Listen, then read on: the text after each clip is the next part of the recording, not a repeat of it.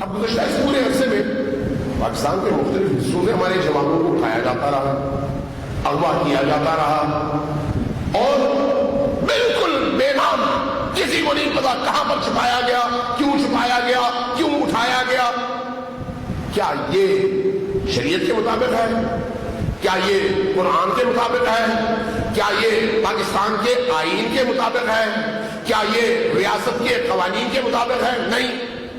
پھر اس کا مطلب ہے یہ بدماشی ہے، اس کا مطلب ہے یہ غنڈہ گردی ہے، اس کا مطلب ہے یہ لاقانونیت ہے۔ اگر لاقانونیت کا ارتکاب ایک عام شہری کرتا ہے اور اس کی سزا اس کی گردن کاٹنا ہے، تو وہی جرم جب آپ کریں گے تو آپ کو بھی وہی سزا ملنی چاہیے، اس لیے کہ آپ میں اور اس میں ایک شہری ہونے کے ناطے کیا فرق ہے؟ آپ کو کس قانون نے اجازت دی ہے کہ قانون کو پامال کر کے معاشرے کے شریف شہریوں کو اٹھا کر ان کو بلیک میل کریں اور ان سے پیسے لیں، ان پر ظلم کریں، پھر ایک عرصے تک ان کو غائب رکھیں؟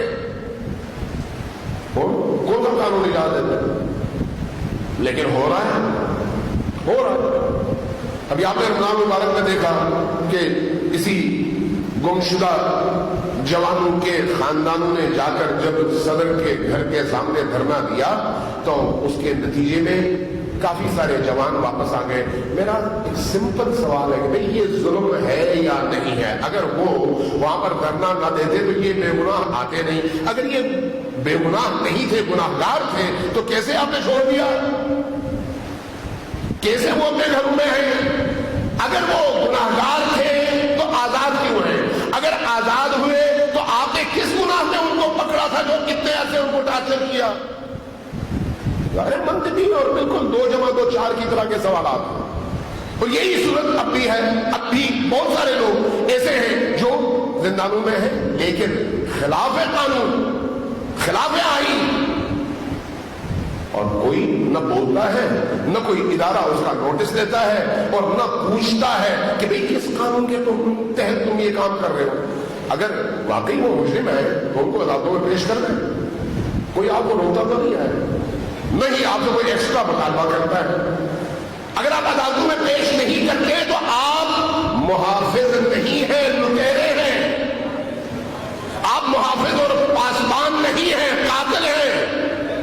آپ اس ملک کے مدافع نہیں ہیں بلکہ عوام پر ظلم کرنے والے ڈکٹیٹر ظالم ہیں۔ اپنے ڈنڈے کا آپ خلاف قانون استعمال کر رہے ہیں، تو اس کا مطلب یہ ہے کہ پھر آپ عوام کو دعوت دیتے ہیں کہ آپ بھی یہی کام معاشرے کے اندر شروع کر دیں، یعنی لاقانونیت کا بیج آپ خود بول رہے ہیں۔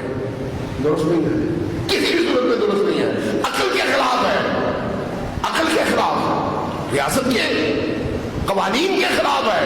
جب ایسا ہے تو پھر یہ چیز کوئی پاکستانی شہری قبول نہیں کرتا، کوئی پاکستانی شہری۔